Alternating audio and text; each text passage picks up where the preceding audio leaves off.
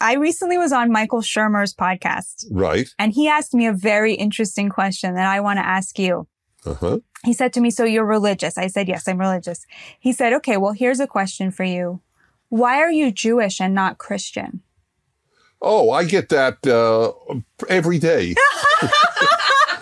I get that. There hasn't been a time in my life. We were just talking right before we got on about how Christians often say, you know, I think you're the most prayed for man in America, and I think it's true because of the many wonderful Christians who pray that I receive Christ. And I don't take that, by the way, I just want to make it clear. I'm not only not offended, I'm actually touched by it. These people really do love me, and I love them.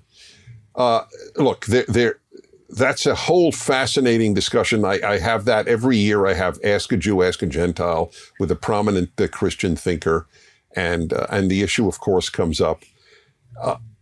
I believe that Revelation as such ended with the Old Testament. And now, so of course, a Christian will say, yes, that's fine. And Jesus was foreshadowed in the Old Testament.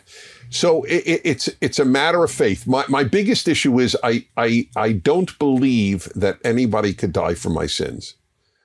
I mean, I have that issue. I have the issue of the divinity of Jesus. I don't have the issue with the messianic claims. By the way, I always explain to Christians, the Jews' problem was not that there were Jews who believed that Jesus was the Messiah. That never would have made the Jewish-Christian separation. The Jewish-Christian separation was over claims that he was God. And that went to the heart of Jewish theology. But of course, it's a triune God for the Christian, and I do believe Christians are monotheists even with a triune God. But look, my view is that Christians true to their faith are doing God's work. That's what I believe. And as Maimonides, who was no fan of Christianity or Islam, because he was persecuted by both, the greatest Jewish thinker, many think, he said it's Christians who brought the world to the Torah more than Jews did. And I never forget that. That's a fact.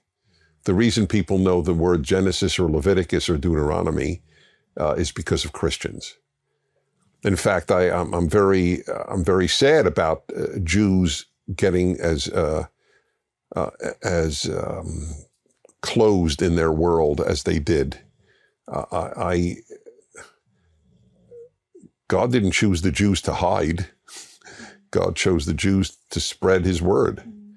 So, which is what I've devoted my life to, just as a side thought. But it's interesting that Michael Shermer, who's an atheist, would have asked you that question. So I will tell you a question I asked Michael Shermer, which I ask every atheist. And the answer to this question reveals to me whether I think the atheist is intellectually honest or not. Do you hope you're right or wrong? Oh, it's such a good question. Yeah. Wow. And I asked it, and it's probably on YouTube. And when push came to shove, to his credit, he said, of course I'd want to see my family after I die. Of course I hope I'm wrong. Okay, and it's the atheist who hopes he's right who is a fool. Not all atheists are fools, and not all religious people are wise, but the atheist who hopes he's right is a fool. You really want this world to be empty, devoid of meaning? You really want it to be a sheer material coincidence? You really want death to be the very end? Everything, every human, everything you've treasured, that is the end? You want that? Are you out of your mind, or have you not thought seriously about the consequences of atheism, which is true for half of them? They don't think the consequences. The Fireside Chat is made possible solely thanks to Prager United members. Please consider joining Prager United at pragerunited.com.